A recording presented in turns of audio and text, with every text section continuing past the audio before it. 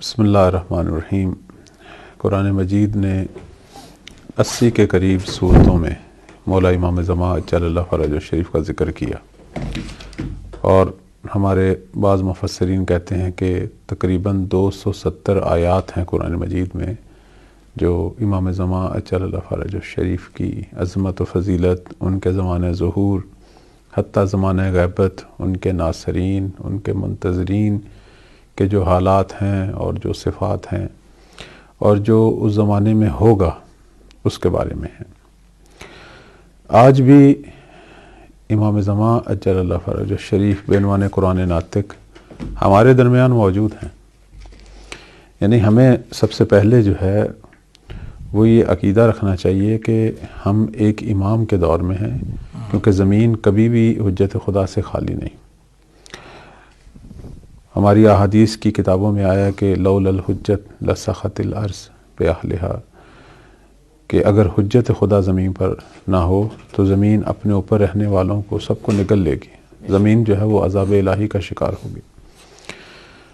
امام عسکری علیہ السلام کے آخری دور میں جب ایک شخص آیا ان کی خدمت میں، وہ یہ سمجھتا تھا کہ آپ لا ولد ہیں، آپ کا شیعہ تھا، لیکن چونکہ امام کی ولادت ہو چکی تھی، امام زمان اجل اللہ فرجہ الشریف، اور پنہا تھی امام، تو عام طور پر معاشرے میں یہی سمجھا جاتا تھا کہ امام شاید لا ولد ہیں۔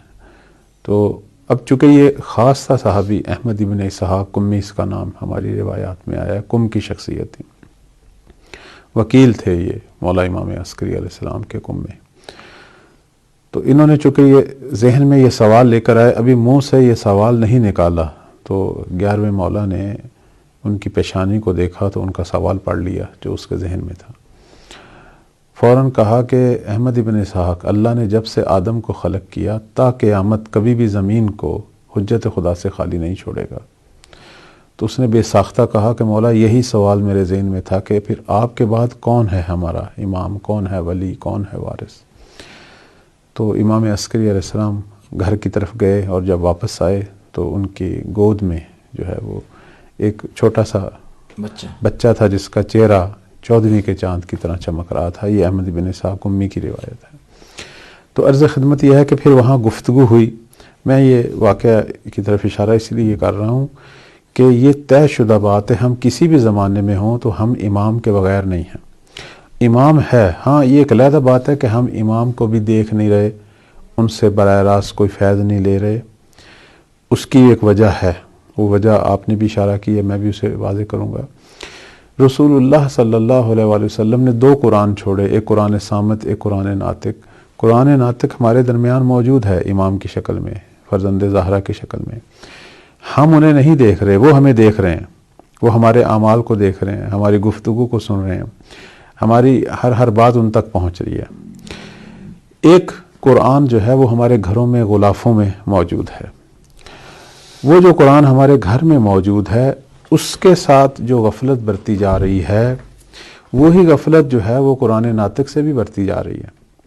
فرق نہیں پڑتا کہ ایک قرآن غلاف کے پردے میں ہے، ایک قرآن جو ہے وہ غیبت کے پردے میں ہے، دونوں سے غافل ہیں۔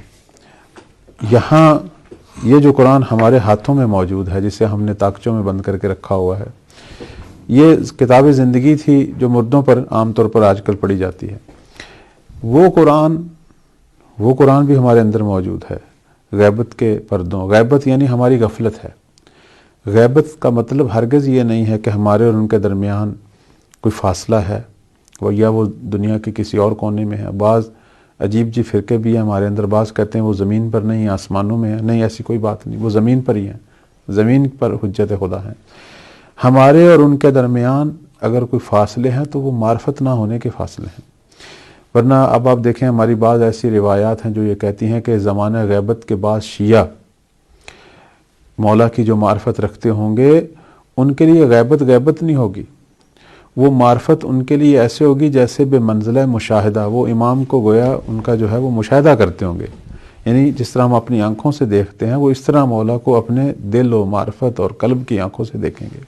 وہ سب سے قوی آنکھ ہوتی ہے، چونکہ ظاہری آنکھ سے خطا کا احتمال ہے، لیکن جو یقین کی آنکھ ہوتی ہے، جو علم و معرفت کی آنکھ ہے، جو قلب کی آنکھ ہے، جیسے امیر المومنین سے پوچھا آپ نے اللہ کو کیسے دیکھا؟ تو آپ نے قلب کی طرف اشارہ فرمایا. قلب کی آنکھ، اس میں کوئی خطا نہیں ہوتی. امام ہمارے درمیان موجود ہیں. امام تک پہنچنے کا راستہ یہی قرآن ہے.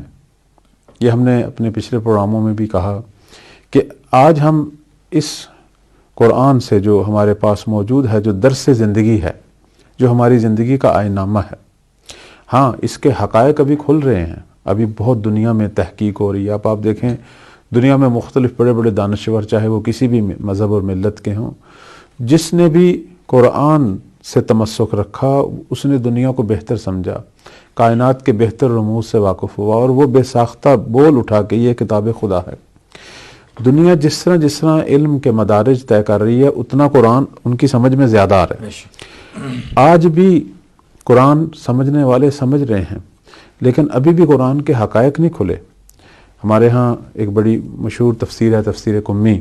جناب محدث، اس کے بہت بڑی شخصیت، ہماری شیعہ شخصیت، محدث بزرگوار ہیں، علی ابن ابراہیم قمی. محدث قمی بھی کہا جاتا ہے. محدث قمی. انہوں نے تفسیر قمی میں یہ جو آیت ہے قرآن مجید کی کہ هل ينظرون الا تاویلہ یوم یاتی تاویلہ، اس آیے کے ضمن میں وہ لکھتے ہیں کہ قرآنی آیات کی تعویل کس دن آئے گی، کس دن ظاہر ہوگی. تعویل سے مراد حقائق، یعنی قرآن کے اندر اللہ نے جو ہر خشک و تر کا علم دیا ہوا ہے، قرآن کے اندر جس میں ہر چیز ہے، ہر چیز قرآن کے اندر بیان ہے، وہ کچھ ظاہر قرآن میں بیان ہے جسے ہم تفسیر سے سمجھتے ہیں، اور بہت کچھ جو ہے وہ قرآن کے ظاہر میں نہیں، اس کے باطن میں ہے. بلکہ بعض ہماری روایات کہتی ہیں کہ قرآن کے 7 اور بعض کہتی ہیں 70 باطن ہیں. ان کے اندر بہت سارے حقائق ہیں. مجھے ایک واقعہ یاد آ رہا ہے، ایک نجف کے ایک بہت بزرگ عالم دین، ذہن سے نام نکل گیا. وہ کہتے تھے ہمارے ایک استاد تھے جو قرآن کا درس دیتے تھے. میں تقریباً 1 مہینہ جاتا رہا ان کے درس میں. وہ ایک ہی آیت تھی، ہر روز وہ اس آیت پہ گفتگو کرتے تھے اور ایک نیا درس دیتے تھے جو پہلے انہوں نے دیا. تو میں حیران تھا کہ میں ہر روز یوں سمجھتا تھا جیسے آج میں اس آیت کو سمجھ رہا ہوں، آج اس آیت کی سمجھ مجھے آ رہی ہے. اگلے دن جاتا تھا تو پتہ لگتا تھا نہیں آج صحیح سمجھ آئی. تو میں نے پھر اپنے استاد سے پوچھا تو انہوں نے اسی طرف اشارہ کیا. انہوں نے کہا کہ قرآن کی ہر آیت کے باطن ہیں، اور یہ محمد و آل محمد کے فرامین کی روح سے میں تفسیر بیان کرتا ہوں. تو محمد و آل محمد نے قرآن کے بہت سارے حقائق سے پردہ اٹھایا، لیکن اصل میں اس کے حقائق سے پردہ جو ہے جناب علی ابن ابراہیم قمی کہتے ہیں کہ روز ظہور قائم صلوات اللہ علیہ اور قیامت کے دن قرآن کے حقائق سے جو ہے وہ پردہ اٹھایا جائے گا. اور بالخصوص روز ظہور، چونکہ قرآن کی جتنی تجلیاں ہیں وہ مولا کے ظہور سے شروع ہوں گی. مولا کے ظہور سے، جیسے ہم بہت ساری اور روایات میں دیکھتے ہیں کہ امام زمان اجل اللہ فرج الشریف کی جب حکومت، وہ دولت کریمہ حقہ جو ہے وہ شروع ہوگی، تو لوگ اس حکومت کو ایک نام جو دیں گے وہ کہیں گے کہ یہ دولت قرآن ہے. کیوں؟ چونکہ مولا جو ہے وہ قرآن مجید کو پوری دنیا پر ایک آئین نامے کی شکل میں، ایک قانون زندگی کی شکل میں، بشریت کے انفرادی، اجتماعی، سیاسی، عبادی، اخلاقی، فقہی تمام احکامات، تمام لوگوں کی جو ضروریات ہیں علمی، فکری، ان سب کے لیے قرآن جو ہے وہ نافذ کریں گے. قرآن دنیا کا نظام بتائے گا، سیاسی نظام بتائے گا، لوگوں کی اجتماعی زندگی کا نظام بتائے گا، اقتصادی نظام بتائے گا، لوگوں کا رہن سہن جو ہے. قرآن کتاب ہوگی اور امام قائم علیہ السلام جو ہیں وہ اس کے مجری ہوں گے، اس کو نافذ کرنے والے ہوں گے. تو اس وقت لوگ کہیں گے کہ مہدی حکومت نہیں کر رہا بلکہ قرآن ہم پر حکومت کر رہا ہے. اس وقت لوگوں کو قرآن کی سمجھ آئے گی، اور قرآن جو ہے وہ منبع بنے گا ان تمام علوم جو اللہ نے اس کی تہوں میں رکھے ہوئے ہیں، اس کے باطن میں رکھے ہوئے ہیں. وہ تمام علوم اس وقت کھل کر سامنے آئیں گے.